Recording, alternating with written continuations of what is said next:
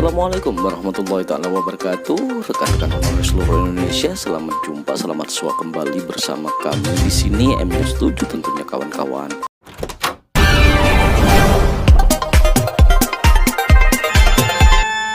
Ada dua isu besar. Satu isu yang terbesar adalah beberapa guru yang tentunya yang lolos passing grade tapi tidak ada formasi. Ada isu kedua yaitu guru-guru yang mungkin lolos passing grade tetapi kalah dengan beberapa guru swasta dari sisi ranking. Dan yang ketiga adalah isu beberapa yayasan yang kehilangan guru. Ya, ini isu tiga ini. Nah, ini akan dibahas sama Mas Iwan, tapi sangat penting untuk masyarakat mengetahui bahwa Kemdikbud mengambil posisi yang sangat jelas di sini. Walaupun ini bukan keputusannya Kemdikbudristek, bahwa ini adalah keputusan Panselnas, di mana ada beberapa pihak. Posisi Kemendikbudristek, kami ada di sisinya guru honorer. Artinya apa? Kami mengambil posisi dan berjuang di Panselnas untuk bagi guru-guru yang sudah lolos passing grade tapi belum dapat formasi. Kita ingin dia tidak harus tes lagi, pada saat formasinya keluar dia langsung dapat. Itu adalah posisi Kemendikbud. Satu, pertama. Jadinya guru-guru honorer di luar, para organisasi-organisasi harus menyadari bahwa Kemdikbud ada di sisi mereka dan kami sedang berjuang setiap hari untuk meyakinkan perubahan, sehingga perubahan Permen Pan-RB sehingga proses seleksinya itu bisa pada saat guru itu sudah lolos passing grade, kita ingin dia langsung dan formasinya terbuka, dia langsung dapat dan tidak perlu mengikuti tes lagi. Ya, itu yang pertama.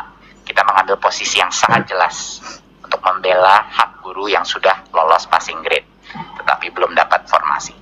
Kedua, kami mengambil posisi yang sangat jelas juga. Kami sedang memperjuangkan bahwa seluruh proses rekrutmen ini kami ingin pastikan memaksimalkan afirmasi dalam bentuk apa? Afirmasi dalam bentuk kesempatan terbesar dan prioritas bagi guru di sekolah induknya. Itu adalah perjuangan kedua kita untuk memastikan dan memaksimalkan bahwa kita memberikan kesempatan terbesar dahulu bagi guru-guru honorer di sekolah-sekolah negeri di sekolah induknya dia, sehingga dia bisa mendapatkan kesempatan terbesar. Jadinya ini adalah dua hal yang sangat penting untuk dimengerti masyarakat dan para guru-guru honorer, bahwa Kemdikbudristek hadir di sisinya mereka. Ini sangat penting. Tetapi ini adalah keputusan bersama di Panselnas.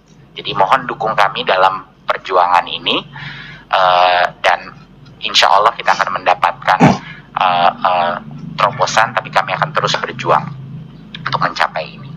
Ya, jadinya sekali lagi saya mengulang, Undang-Undang ASN mengunci bahwa partisipasi dari guru swasta itu diwajibkan oleh undang-undang. Mereka harus diberikan hak karena mereka juga guru yang diberikan hak untuk bekerja sama. Seperti kalau kita membuka rekrutmen untuk masuk kementerian, harus bisa diakses dari pihak swasta juga, gitu. Itu adalah Undang-Undang ASN. Dan yang kedua yang dikunci adalah ASN harus bekerja di dalam organisasi pemerintahan, tidak bisa bekerja dalam organisasi swasta. Itu dua hal yang dikunci.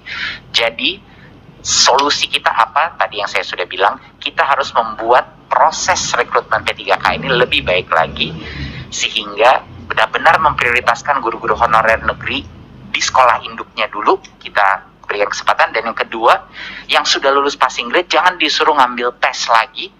Pada saat formasinya tiba-tiba keluar, dia harusnya diamankan formasi itu untuk mereka.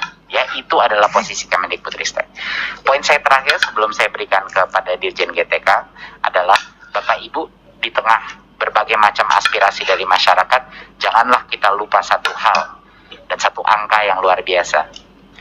Hampir 300.000 guru di tahun 2021, guru honorer yang tadinya pendapatannya 400.000 sebulan, 500.000 sebulan, yang sengsara dengan gaji begitu kecil, sekarang telah menjadi P3K. 300.000 kapan itu terakhir terjadi? Mungkin saya tidak, Bapak Ibu mungkin yang bisa lebih ingat kapan itu terjadi. 300.000 guru sekarang kesejahteraannya terjamin, yang tadinya tidak. Jadi itu menurut saya suatu hal yang patut juga dirayakan, walaupun proses seleksi ini masih tidak sempurna, dan kita terus akan perjuangkan hak-hak guru induk, guru honorer, tetapi angka 300.000 ini tidak kecil, dan ini akan merubah kehidupan dan kesejahteraan mereka selama-lamanya. Jadi ini merupakan hal yang mungkin patut diingat juga. Dengan demikian dari saya, mungkin di poinnya Bapak Ibu perlu untuk mengkomunikasikan ini kepada masyarakat, terutama yang isu formasi.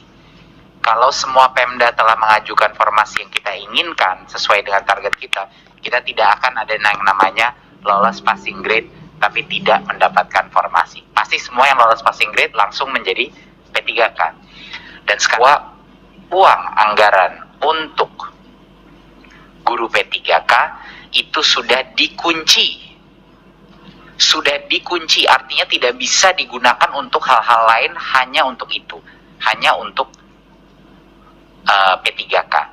Jadi sudah tidak ada lagi alasan kenapa formasi tidak diajukan secara full sesuai dengan anggaran yang sudah dikunci itu. Karena uang itu tidak bisa digunakan untuk hal-hal lain. Jadi mohon Bapak Ibu dalam sosialisasi ke masyarakat dan juga ke masing-masing Pemda ini bisa ditekankan, itu akan sangat membantu konstituen Bapak Ibu di masing-masing dapil. Dan poin saya yang terakhir adalah untuk mengulangi lagi bahwa posisi kami sangat jelas di sini.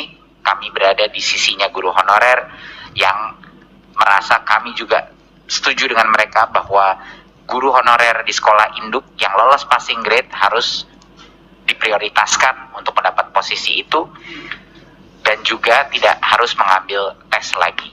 Jadi itulah permintaan kita terhadap perubahan yang kami ajukan kepada Panselnas.